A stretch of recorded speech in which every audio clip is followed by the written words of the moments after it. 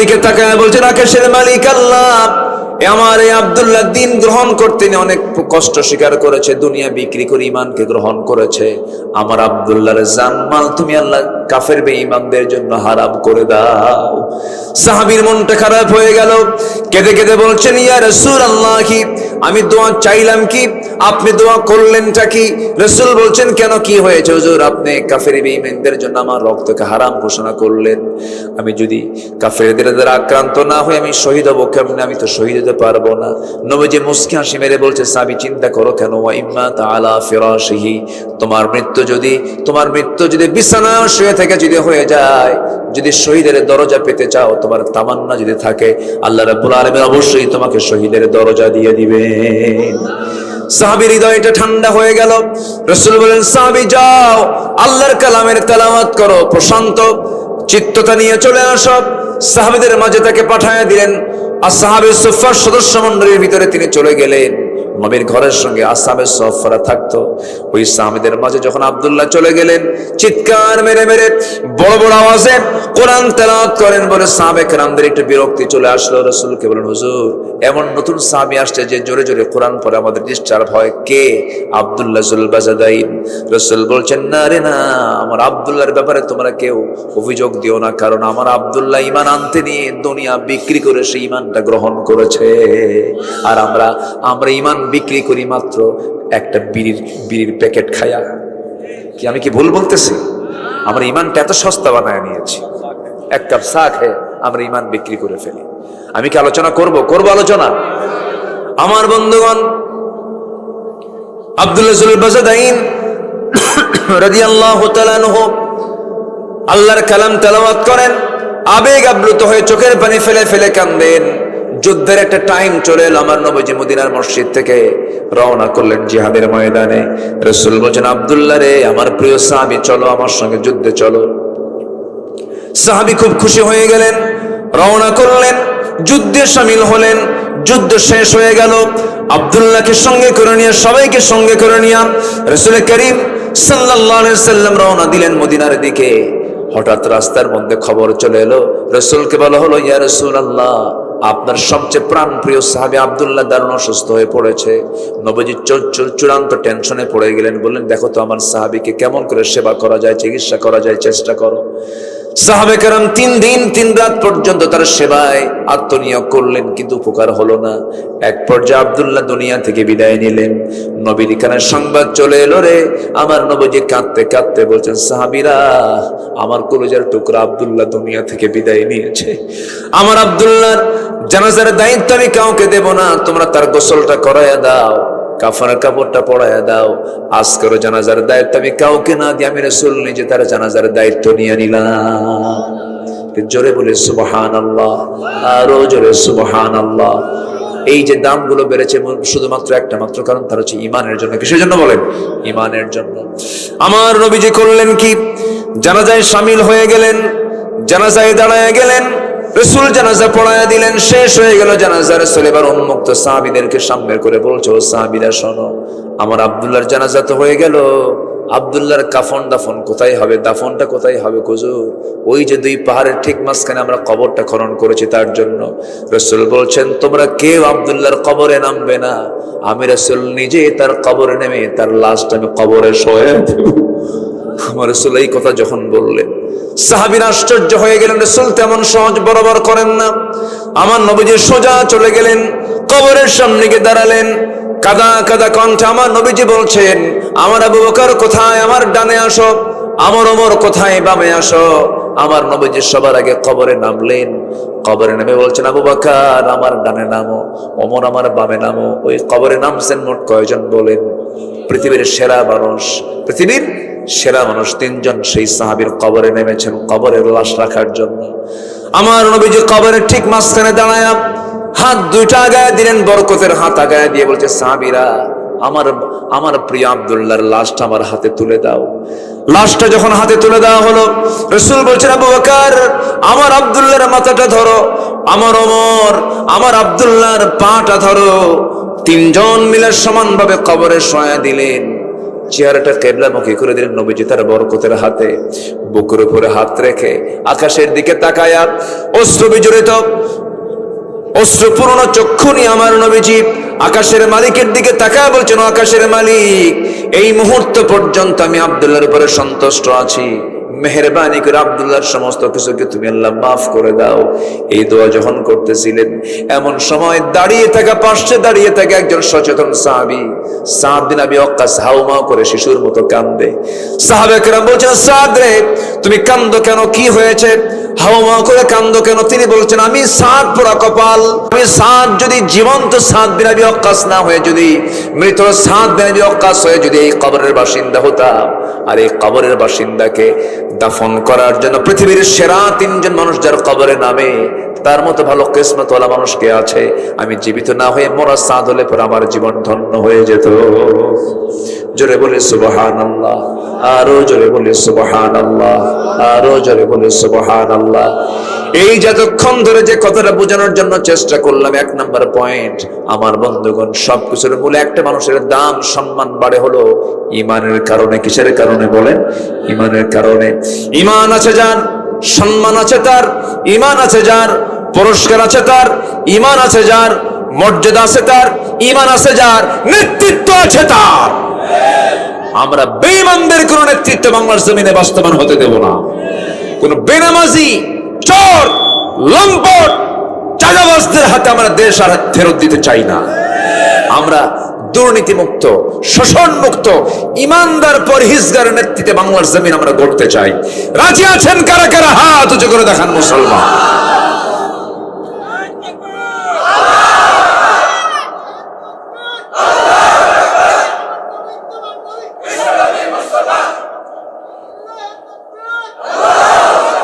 আল্লাহ কবুল করুন, আল্লাহ কবুল করুন। স্লোগানটা একটু আস্তে আস্তে হলো, একটু মশান কম হলো, তাই না? রাত বেশি হয়ে গেছে তো ঘুম ধরছিল আপনাদের। নারায়ে তাকবীর! এই তো কেবল মনে হচ্ছে যে এখানে তাজা মানুষ আছে। বলি আলহামদুলিল্লাহ, আরো জোরে বলি আলহামদুলিল্লাহ। সফল হওয়ার জন্য 10টা কাজ, এর মধ্যে 1 নাম্বার গেল। সফল হওয়ার শর্ত হচ্ছে 10টা, 1 নাম্বার গেল ঈমান আনা, তাও পরিপূর্ণ হয় নাই, 1টার অর্ধেক, এবং নেক আমল করা। কি আমল করা বলেন? জমির আইল ঠেলাঠেলি করা, বোনের সম্পত্তি না দেওয়া। হ্যাঁ, আস্তে আস্তে কয়। কি ঠিক আছে রেখে? এগুলো ঠিক আছে? এগুলো করা যাবে? ঘুষের কারবার করা, মাশাআল্লাহ, হাজী সাহেব সুদও খাওয়া, এগুলো করা যাবে? এই সময় কেউ উঠেন না, উঠলে ভাববো ওটাই সুদ খায়। বসেন না, আমি আটকাতে পারতেছি না, আসলে অনেক রাত হয়েছে তো। বসেন, আর কিছু সময় আমি কথা বলবো, একটু সময় দেন প্লিজ। একটা আলোচকের সামনে থেকে যখন একটা করে লোক ওঠে, আলোচকের কলিজা থেকে যেন একটা করে তার ছিঁড়তে থাকে, খুব কষ্ট হয়। একটু বসেন। তাহলে ঈমান এনেছি, আমরা নেক আমলও করবো। রাজি আছেন না ইনশাআল্লাহ? এখন আয়াতটা মিলাইয়া দিয়ে আল্লাহ কি বলছেন সূরা বুরুজের 11 নম্বর আয়াতে? আল্লাহ রাব্বুল আলামিন বলেন, ইন্নাল্লাযীনা আমানু ওয়া আমিলুস সালিহাতি লাহুম জান্নাতুন তাজরি মিন তাহতিহাল আনহার যালিকাল ফাওজুল কাবীর। কি কাবীর? বলেন বলেন বলেন। ফাউজুল মানে সফল, যালিকাল ফাওজুল কাবীর। ফাউজুল মানে সফলতা, বড় সফল সে হবে যে ঈমান আনবে এবং নেক আমল করবে। আজান শোনার সঙ্গে সঙ্গে সে দৌড়াবে কিসের দিকে বলেন? আসতে বলবেন না, কিসের দিকে বলেন? হাইয়া আলাস সালাহ, হাইয়া আলাল ফালাহ। নামাজের দিকে আসো, কল্যাণের দিকে আসো। আমার দেশে এমন দল আছে যে দলের জনসভায় গেলে পরে জোহর নামাজের কর্মসূচি নাই, আসর নামাজের কর্মসূচি নাই, মাগরিবের কর্মসূচি নাই। এমন দল আমার দেশে মনে হয় নাই। আসতে বলবেন না, আছে না নাই? যে দলের দলীয় কর্মসূচিতে নামাজের কার্যক্রম থাকে না, সেই দল কখনো জান্নাতের দল হতে পারে না, সেই দল কখনো জান্নাতের কারণ হতে পারে না। এই জন্য নামাজ আছে যেখানে নেতৃত্ব মানবো সেখানে, নামাজ নাই যেখানে থুতু মারবো সেখানে। রাজি আছেন তো ইনশাআল্লাহ? নামাজি নেতৃত্ব আমরা গড়ে তুলবো। এমন সুন্দর একটা পরিবেশ আমরা এখন পেয়েছি, মাশাআল্লাহ। গতকালকে ঢাকায় একটা বড় মার্চ ফর গাজা হয়ে গেল, জানেন না আপনারা? কত বড়, কোনো বাধা নাই, কোনো জঙ্গি নাটক নাই, কিচ্ছু নাই, সব চলছে অবাধে। বলি আলহামদুলিল্লাহ। হুজুররা রাস্তায় নামতেই পারে নাই, হুজুর দেখলেই বলতো তেতুল হুজুর। এই জঙ্গি কত কি। একটা ছিল কুষ্টিয়ার কমিউনিস্ট পার্টির নেতা আল্লামা হাসানুল হক ইনু, নাম শুনছেন তো? আল্লামের জন্য কইলাম, কারণ আহমদ শফির মতো লোককে সে বলেছে তেতুল হুজুর, আল্লামা সাইদের মতো লোককে বলেছে রাজাকার, এরকম করে সে গালি দিত। এখন একটু মজা মজা দেখো যে কষ্ট কেমন লাগে, জেলখানে থাকতে কেমন কষ্ট হয়, আল্লাহ একটু বুঝাইয়া দিচ্ছেন, হাড়ে হাড়ে টের পাচ্ছে ওরা এখন, ঠিক কিনা? অনেক কিছু করেছে, অনেক নাটক করেছে তারা, এই নাটকের অবসান ঘটিয়ে দিয়েছেন তিনি আমার কে? আসতে বলবেন, তিনি আমার কে? জাতি এমন বিপদে পড়ছিল, যখন মানুষকে বিপদে পড়ে তখন কোন দোয়া কয়? বলেন কোন দোয়া কয়? আমার দেশের জাতীয় ক্রাইসিসে কোন লোকটা আসছে, নাম কি কয়? ঠিক আছে না? ডক্টর মোহাম্মদ ইউনুস। দুই নবী একসাথে, দুই নবীর নাম মোহাম্মদ আবার ইউনুস। কয় নবী হলো? দুই নবী। আমার জীবদ্দশায়, আমি আমার বুদ্ধি বয়সে যেই মাসে পেঁয়াজের ব্যবহার সবচাইতে বেশি, সেই পেঁয়াজের দাম ছিল 20 থেকে 25 টাকা। রমজান মাসে আমি আমার বুদ্ধির বয়স আমি কখনো পাই নাই। মেনে নিতে হবে তো? কি আসতে কন কেন? মেনে নিতে হবে কিনা বলেন? ভারত থেকে কোনো পেঁয়াজ আসছে? তাহলে হলো কেমনে? আমি নিজে যে টিকিট কেটেছি বিমানের, 1.5 লক্ষ টাকা টিকিট কেটেছি, সেই বিমানের টিকিট এখন 50,000 টাকা, 2 গুণ নাই। কেন? শর্ত জড়িয়ে দেওয়া হচ্ছে, কোনো সিন্ডিকেট চলবে না, একটা পাসপোর্ট একটা টিকিট, পাসপোর্ট বিহীন কোনো টিকিট চলবে না, সব স্বাভাবিক হয়ে গেছে। শুধুমাত্র সততা স্বচ্ছতার নেতৃত্ব যদি বাংলার জমিনে জারি হয়ে যায়, গোটা পৃথিবীর ভিতরে একটি আদর্শ মাইল ফলক রাষ্ট্রে পরিণত হবে বাংলাদেশ। শুধু সৎ যোগ্য নেতৃত্বের দরকার, আমাদের কাউকে লাগবে না। আমার দেশের মাটি কিসের সোনা? সোনার চেয়েও খাঁটি, আলহামদুলিল্লাহ। কাতারে গিয়েছিলাম, কাতার হলো পৃথিবীর সবচাইতে ধনী রাষ্ট্র, 1 নম্বর তালিকায় ছিল এক সময়, 1 নম্বর ধনী রাষ্ট্র হলো কাতার। সেই দেশে গেলাম, কোথাও একটা গাছও নাই। হঠাৎ করে দেখি একটা গ্রিন জোন করেছে ওরা, গ্রিন মানে শুধু গাছ আর গাছ। ভাবলাম এই মরুর ভিতরে এই গাছগুলো আসলো কেমনে, কেমনে এই গাছগুলো হলো? মুস্কি হাসি মেরে বলে, হুজুর নিচের দিকে তাকায় দেখেন স্যালাইন লাগানো আছে, প্রত্যেকটা গাছের গোড়ায় গোড়ায় পানির কল লাগানো আছে। উপর থেকে হেলিকপ্টার দিয়ে বিকেল বেলা আবার ওই পানি ঢালে, সুন্দর করে বৃষ্টির মতো করে পানি ঢালে, মানে পানি দেবে না এক বেলায় সব শেষ, সব শুকনো খড়কুটো হয়ে যাবে, ওই যে খড়ের মতো হয়ে যাবে, থাকবে না। আর আমার দেশের মাটি কি সুন্দর। একটা বাচ্চা পেয়ারা খেলো, সেই পেয়ারা খাওয়ার পর সেই পেয়ারার বিচি পিছন দিয়ে ছাড়লো, ওই যে থুয়ে আসছে, 3 মাস পর দেখে যখন দেখে একটা গাছ হয়ে গেছে। আমি কি ভুল বলতেছি ভাই বলেন? আমার দেশ কি সুন্দর দেশ। মরিচ ভর্তা দিয়া খাইছে, কাঁচা মরিচ খাইছে, কাঁচা মরিচ খাইয়া ও তো বিচি তো আর হজম হয় না, বাঁশ ঝাড়ে গিয়ে ঝেড়ে আসছে। 4 মাস পরে দেখে যে মেলাগুলো কি গাছ, মরিচ ধরে আছে। এই দেশের অভাব থাকবে? আস্তে কোন এই দেশের অভাব থাকবে? শুধু আমার দেশে শুধু চুরি বন্ধ করতে হবে, চুরি চুরি। এই 16 বছরে যে চুরি করে তারা দেশের টাকা বাইরে পাচার করেছে, ওদের নেতৃত্ব দেওয়ার চুল পরিমাণ কোন অধিকার থাকতে পারে না। দেশপ্রেম ওদের মানায় না। রাগ করতেছেন নাকি? রাগ করলেও কোনো যায় আসে না। জেল খাটছি, কোনো দোষ ছিল না, ওয়াজ করছি, হক কথা বলছি, মাহফিল থেকে ধরে নিয়ে চলে গেছে, আমাকে লক্ষ্য করে গুলিও করা হয়েছে, অনেক কিছু করেছে। গ্রেফতার করে থানায় নিয়ে গেল, ওসি কান্দে। বললাম আপনি কান্দেন কেন? চোখে পানি। হুজুর বদদোয়া দিয়েন না। বললাম বদদোয়া দেব না তো ধরছেন কেন? হুজুর উপায় নাই, চাকরি চলে যাবে, বউ বাচ্চা আছে, চাকরি বাঁচান তো ফরজ। আমি বললাম ইমান বাঁচান তো নফল। শেষমেশ ধরে নিয়া জেলখানায় ঢুকায় দিল। জেলখানায় ঢুকলাম, গোটা দুনিয়াই তো জেলখানা। ঢুকলাম জেলখানায়, ঢোকা মাত্রই দেখি এক বুড়া চাচার বয়স প্রায় 80 বছর বয়স, আমার দিকে তাকায়া লম্বা একখান সালাম দেব, হুজুর আপনি জেলখানায় ঢুকছেন? খুব খুশি হলাম। তো বললাম জেলখানায় ঢুকলে কেউ খুশি হয়? চাচা এটা কেমন বললেন? কি বাবা, ওয়াজ শুনতে যাই তোমার বহু মাহফিলে, এত চেষ্টা করে একবার মোসাফা করব, এই চান্স পাই নাই। এত সুন্দর আল্লাহ চান্স দিয়ে দিছে, জেলখানায় থাকে।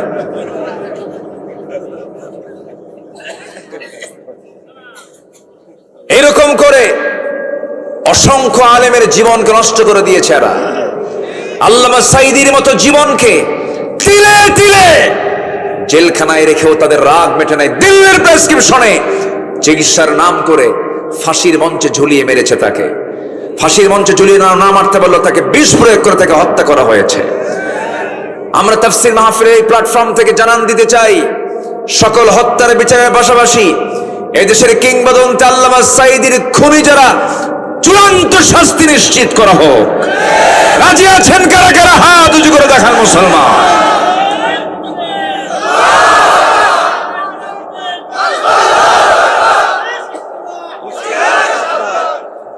আল্লাহ কবুল করুন, জোরে বলি আমিন। সম্মানিত ভাইয়েরা,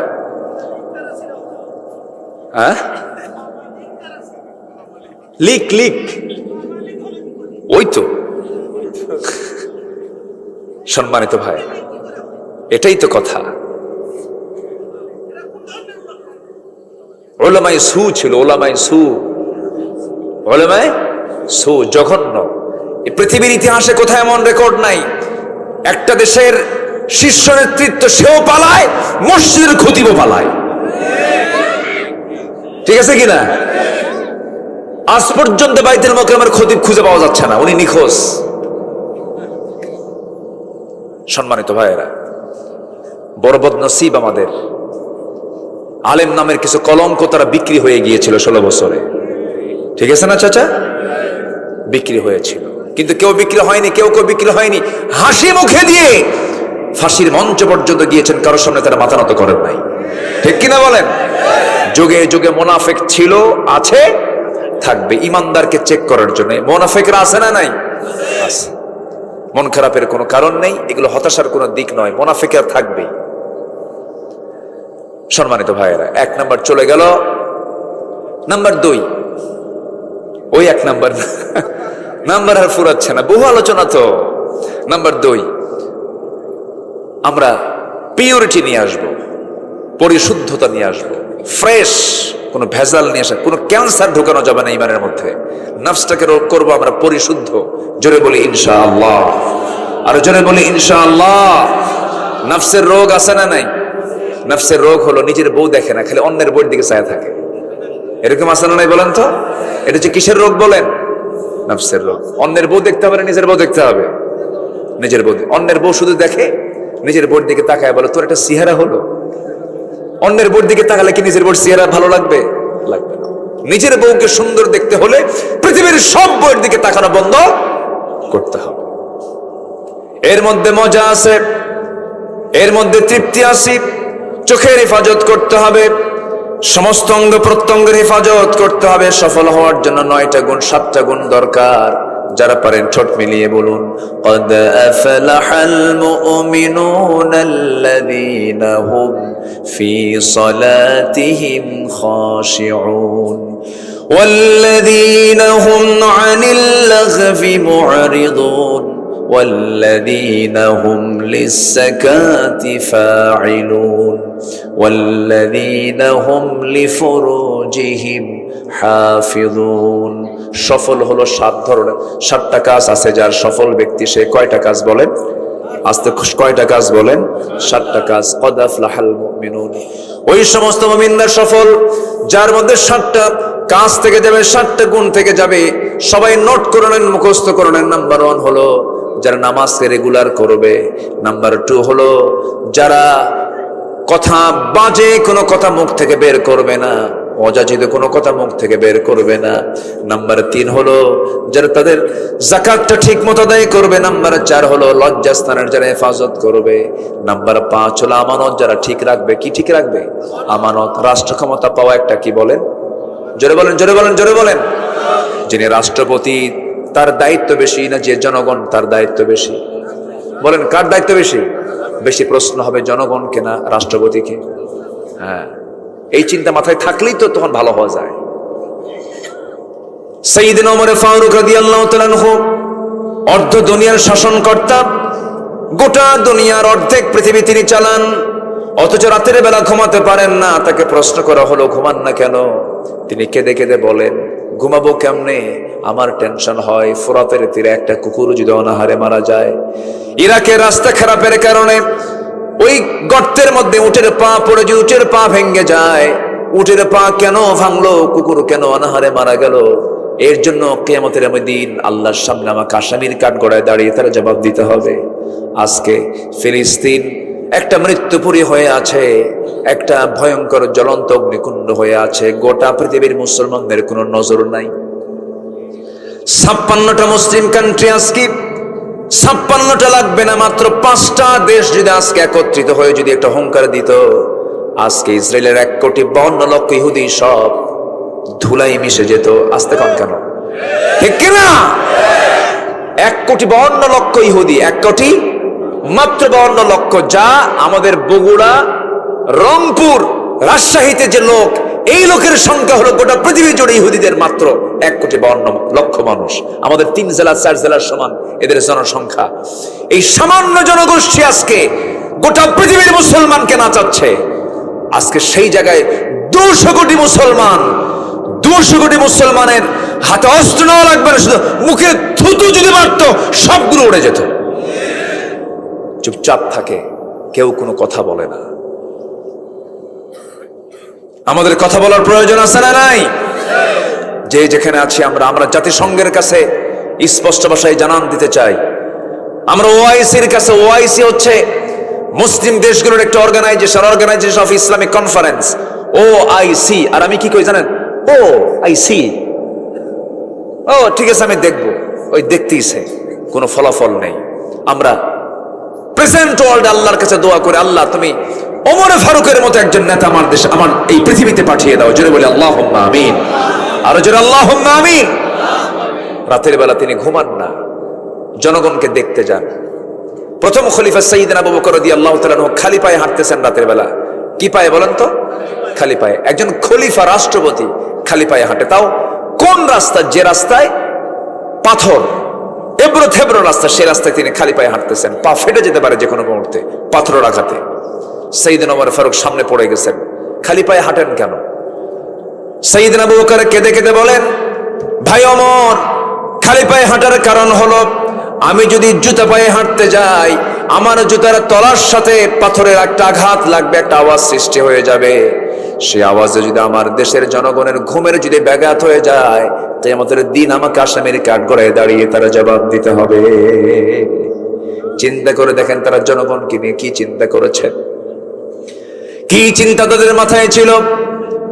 রাতের আধারে সাইয়েদনা আবু বকর রাদিয়াল্লাহু তাআলা আনহু প্রত্যেক দিন, প্রত্যেক রাত্রিতে একজন মহিলার ঘরে যেতেন। বৃদ্ধা নারী, চোখে দেখেন না, স্বামী নাই, ছেলে নাই, মেয়ে নাই, কেউ নাই, তাকে দেখার কেউ ছিল না, প্রতিবেশী তার। রাষ্ট্রপতি হওয়ার পরও তার এই খেদমত বন্ধ হয় নাই। প্রত্যেক রাত্রি তার খেদমত করে দিয়ে আসতেন, কাপড় চোপড় ধুয়ে দেওয়া, গোসল করানো, তারপরে খাবার দাবারের ব্যবস্থা তিনি করে দিয়ে আসতেন। আমার বন্ধুগণ, সাইয়েদনা ওমর ফারুক একদিন কোন এক রাতের আধারে ওই মহিলার খেদমত করার জন্য দরজায় গিয়ে নক করছেন। বুড়িমা, খেদমত লাগবে নাকি? তিনি বলছেন খেদমত একজন করে গেছে। তিনি মনে মনে ভাবলেন, এই আরবের এই মদিনার মাটিতে কে আছে তারা খেদমত করার জন্য? দরজায় তিনি আড়ালে দাঁড়ায় আছেন। দেখলেন কে যেন ঢুকলো। প্রথম দিন টের পেলেন না, দ্বিতীয় দিন টের পেলেন না, তৃতীয় দিন তিনি যখন ঢুকেছেন, বের হওয়ার সময় তিনি চট করে তার পিছন দিকে ভাতটা চেপে ধরে দেখেন কেউ না। সাইয়েদনা আবু বকর রাদিয়াল্লাহু তাআলা আনহু দরজাতে বের হচ্ছেন খালি পায়ে। ওমর ফারুক কেঁদে কেঁদে বলছেন, ভাই আবু বকর, দেশও চালাবেন, প্রতিবেশীর খেদমত করবেন, মরে যাবেন তো অসুস্থ হয়ে পড়বেন তো অন্তত আমাদের জন্য খেদমত কিছু রেখে দেন। সাইয়েদনা আবু বকর বলেন, ওমর রে, আমার আমলনামা আমার পিঠে আসবে, তোমার আমলনামা তোমার পিঠেই চলে যাও, আমাকে খেদমত করতে দাও। মৃত্যুর দিন পর্যন্ত সাইয়েদনা আবু বকর ওই মহিলার খেদমত করে দুনিয়া থেকে বিদায় নিলেন। দ্বিতীয় খলিফা ওমর ফারুক তারপর থেকে তিনি ওই মহিলার দায়িত্ব নিলেন, চলে গেছেন। কিন্তু মহিলা জানেন না সাইয়েদনা আবু বকর দুনিয়া থেকে বিদায় নিয়েছেন, তার কাছে সংবাদ যায় নাই। ওমর ফারুক রাদিয়াল্লাহু আনহু ওই মহিলার খেদমত করার জন্য রাতের আধারে চলে গেছেন। খেদমত করে, রান্না বান্না করে, কাপড় চোপড় ধুয়ে, খেজুরগুলো ধুয়ে নিয়ে সব কিছু কমপ্লিট করে তিনি বের হয়ে চলে আসছেন। এরপরে মহিলা যখন খেতে বসেছেন, খেজুরগুলো খেতে নিয়ে বসেছেন, একটা খেজুর মুখের মধ্যে দেওয়া মাত্রই কামড় দিয়েছেন। বিচি দাঁতের নিচে যখন পড়ে গেছে তখন তিনি বলে ফেলেন, ইন্না লিল্লাহ। এই কথা বলে তিনি ভাবলেন, আমার আসল খাদেম আবু বকর বুঝি না, আমার আবু বকর দুনিয়া থেকে বিদায় নিয়েছে। কারণ আমার আবু বকর যখন আমার খেদমত করার জন্য আমার ঘরে আসতো, খেজুরগুলো শুধু ধুয়েই দিত না, আমার কষ্ট যেন কম হয় সেজন্য আমার খেজুরগুলো খাওয়ানোর জন্য খেজুরের ভিতরে থাকা বিচিগুলো সে সরাইয়া দিয়া আমার জন্য খেজুর সে প্রস্তুত করে দিয়ে যেত। যেরকম সুবহানাল্লাহ, আর যেরকম সুবহানাল্লাহ। এগুলো কি অহংকার থাকলে এগুলো খেদমত আসবে নাকি? হৃদয়ের প্রশস্ততা, হৃদয়ের মধ্যে তাজকিয়াতুন নফস আসলেই তো এগুলো হয়। এই জন্য আমার বন্ধুগণ, নফসের শুদ্ধতা আনতে হবে। قد أفلح من تزكى وذكر اسم ربه فصلى بل تؤثرون الحياة الدنيا। জোরে বলুন আল্লাহু আকবার। নাম্বার 3 হলো সত্যবাদী হওয়া। নাম্বার 3 কি বলেন? বলেন বলেন বলেন বলেন। সত্যবাদী হওয়া। আমরা সত্যবাদী হব, জোরে বলি ইনশাআল্লাহ। নাম্বার 4 হলো তাকওয়া অর্জন করা। মাইয়ুতিইল্লাহা ওয়া রাসূলাহু ওয়া ইয়াখশাল্লাহ ওয়া ইয়াত্তাকিহি ফাউলাইকা হুমুল ফাইজুন। জোরে বলুন আল্লাহু আকবার। নাম্বার 5 হলো, ও বান্দা তুমি যদি ধৈর্যশীল হতে পারো আমি তোমাকে বিশাল বড় সময় সম্মান দিয়ে দেব। ইন্নী জাযাইতুহুমুল ইয়াওমা বিমা সাবারু আন্নাহুম হুমুল ফাইজুন। জোরে বলুন আল্লাহু আকবার। ধৈর্য যোগ্যতা না রাগ যোগ্যতা? আস্তে কয়। ধৈর্য যোগ্যতা না রাগ যোগ্যতা? রাগ করতে কোনো ট্রেনিং লাগে নাকি? কিন্তু ধৈর্য আনতে কি লাগে বলেন? ট্রেনিং লাগে, অনেক বড় ধৈর্যের পরিচয় দিতে হয়। ধৈর্যশীলের জন্য জান্নাত, রাগী ব্যক্তির জন্য দুনিয়াও ক্ষতি। রাগ করা মাত্রই স্ট্রোক করে, আসে না? আসে না? এরকম আছে না? রাগ করবে, দুনিয়াও নষ্ট হবে, আখিরাতও নষ্ট হয়ে যাবে। রেগে যাবেন তো হেরে যাবেন, সবকিছু শেষ হয়ে যাবে। আল্লাহ বলছেন আমি তাদেরকে দারুণ ভালোবাসি, তারাই হলো সফল কাম। নাম্বার 6 হলো আল্লাহ এবং রাসূলের আনুগত্য করতে হবে। আমরা আল্লাহ এবং রাসূলের আনুগত্য জীবনের সকল জায়গায় করব। আল্লাহ রাব্বুল আলামিন বলেন, ওয়া মাইয়ুতিইল্লাহা ওয়া রাসূলাহু ফাকাদ ফাযা ফাওজান আযীমা। জোরে বলুন আল্লাহু আকবার। নবীর সঙ্গে ভালোবাসা আগে দরকার না আনুগত্য আগে দরকার? বলেন তো, বলেন। আনুগত্য আগে দরকার না ভালোবাসা আগে দরকার? বলেন বলেন বলেন বলেন। আনুগত্য। আনুগত্য না হলে ভালোবাসার কোনো দাম নাই। আপনি কেন, গোটা দুনিয়ার মানুষ এক হলেও আবু তালেব রাসূলকে যে সেবা দিয়েছেন, যে ভালোবাসা দিয়েছেন, কেউ তার সমান করতে পারে নাই, পারবে না। কিন্তু সে আবু তালেব জান্নাতি না জাহান্নামী? কি নাই? ভালোবাসা নাই না ঈমান নাই? বলেন বলেন বলেন, কি নাই? ভালোবাসা নাই না আনুগত্য নাই? আনুগত্য নাই। এই জন্য ভালোবাসা আগে না আনুগত্য আগে? আনুগত্য। কথাটা কিন্তু খুব দামি, একটু মনে রাখবেন সবাই। তাহলে ভালোবাসা আগে দরকার না আনুগত্য আগে দরকার? ওয়া মাইয়ুতিইল্লাহা ওয়া রাসূলাহু ফাকাদ ফাযা ফাওজান আযীমা। ফাওজান আযীমা। সব আয়াতে ফাওজুন, মুফলিহুন শব্দ কিন্তু আছে। আপনি আমার আলোচনা শুধু শুনছেন না, ক্যামেরার প্রযুক্তির কল্যাণে গোটা দুনিয়ায় আলোচনাগুলো চলে যাবে। এই জন্য আমাকে প্রত্যেকটা আয়াতের কোটেশন দিয়ে আমি যেন আলোচনাগুলো মানুষ যেন শুনে, যেন বুঝতে পারে যে দলিল আদিল্লা নির্ভর কথাই যেন বলা হয়, এই দিকে আমি একটু সবসময় খেয়াল করার চেষ্টা করি। নাম্বার 7 হলো সৎ কাজের আদেশ দেওয়া, অসৎ কাজের বাধা প্রদান করা। সফলতার জন্য এটা একটা গুরুত্বপূর্ণ বিষয়।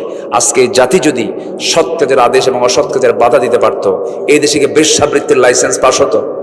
লাইসেন্স থাকতো? থাকতো না। আমরা এই কাজটা করতে পারিনি। আমার আপনার চোখের নাকের ডগায় প্রশাসন, স্কুল, কলেজ, ইউনিভার্সিটির চোখের সামনে, ক্যাম্পাসের সামনে একটা পরপুরুষ পরনারী গাছের গোড়ায় গোড়ায় বসে উরুর উপরে মাথা দিয়া নারী শুয়ে আছে, ঘন্টার পর ঘন্টা বিড়ি খায়। কি খায়? বাদাম খায়, বিড়ি খায়। প্রশাসন দেখে, কেউ কি কিছু বলে? কেউ কিছু বলে না। এটা কি ইমানদারের লক্ষণ বলেন তো? এটা কি সফলতা? না। আল্লাহ রাব্বুল আলামিন বলেন, ওয়ালতাকুম মিনকুম উম্মাতুন ইয়াদউনা ইলাল খায়রি ওয়া ইয়া'মুরুনা বিল মা'রুফি ওয়া ইয়ানহাউনা আনিল মুনকার ওয়া উলাইকা হুমুল মুফলিহুন। জোরে বলি আল্লাহু আকবার। সূরা আলে ইমরান 104 নম্বর আয়াত। তওবা করব, নাম্বার 8 হলো তওবা করা। কি করা বলেন? তওবা করা। আল্লাহর কাছে আমরা তওবা করব। দুনিয়াতে কারো কাছে মাফ চাইলে সে বলে শেষ পর্যন্ত ধরা দিলি, খোঁটা একটা মেরে দেয়। কিন্তু আল্লাহ বলছেন, বান্দারে তুই যখন সব পাপগুলো করে যখন আমার কাছে মাফ চাস, আমি আল্লাহ দারুণ খুশি হয়ে তোরে মাফ করে দে। আমরা মাফ চাইবো কার কাছে? সন্তান বাপকে বাপ বাপ বারবার আব্বা আব্বা বলে বারবার ডাকলে পরে বাপ খুশি হয় না, রাগ হয়? এত ডাকি না, না, বাপ বারবার বলে খুশি হয়। হ্যাঁ, বারবার ডাকলে খুশি হয়। আব্বা আব্বা আব্বা আব্বা আব্বা, খুশি হবে। এত ডাকিস কেন? কি হয়েছে তো? ঠিক আছে না? কিন্তু আমার আল্লাহ এমন আল্লাহ, যে আল্লাহকে যত বেশি ডাকবেন আল্লাহ তত বেশি খুশি হয়ে যাবেন। সুবহানাল্লাহ, আলহামদুলিল্লাহ, আল্লাহু আকবার। সুবহানাল্লাহ, আলহামদুলিল্লাহ, আল্লাহু আকবার। এই শব্দগুলো দিয়ে যারা জিহ্বাটা ভেজা থাকে, ওই জিহ্বা ভেজায় কোনোদিন গীবত আসে না। কি আসে না বলেন? গীবত আসে না। বলেন সুবহানাল্লাহ, আলহামদুলিল্লাহ, আল্লাহু আকবার। এটা দিয়ে আমরা জিহ্বাকে ভিজায় রাখবো।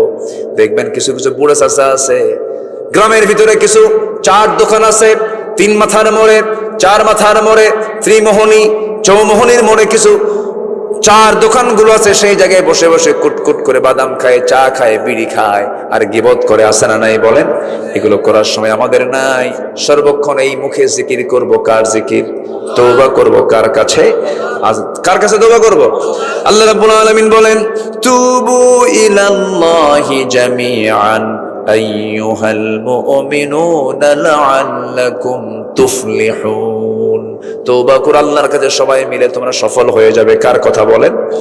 ওইদিকে মুমিনরা সফল হলো 7 কাজে। 4টা বলেছি। 5 নাম্বার হলো যারা আমানত ঠিক রাখবে। নাম্বার 6 হলো যারা ওয়াদা ঠিক রাখবে। নাম্বার 7 হলো নামাজ দিয়ে শুরু, নামাজ দিয়ে শেষ, যারা নামাজের ক্ষেত্রে যত্নশীল হবে। ওয়াল্লাযীনা হুম আলা সালাওয়াতিহিম ইউহাফিযুন উলাইকা হুমুল ওয়ারিসুন আল্লাযীনা ইয়ারিসুনাল ফিরদাউসা হুম ফিহা খালিদুন। জোরে বলুন আল্লাহু আকবার। এই সমস্ত কাজগুলো হবে যার, আল্লাহ বলছেন আমি আল্লাহ তাকে জান্নাতুল ফিরদাউসের উত্তরাধিকারী বানিয়ে দেব। জোরে বলি আল্লাহু আকবার। 5 ওয়াক্ত নামাজ পড়বেন কারা কারা? হাত তুলে দেখান দেখি। 5 ওয়াক্ত নামাজ পড়বেন কারা কারা? জোরে বলি ইয়া আল্লাহ, ইয়া রহমান, ইয়া রহিম, ইয়া হাইয়্যু, ইয়া কাইয়্যুম। ইয়া আল্লাহ, আমাদেরকে 5 ওয়াক্ত সালাত আদায় করার তৌফিক তুমি আল্লাহ দিয়া দাও।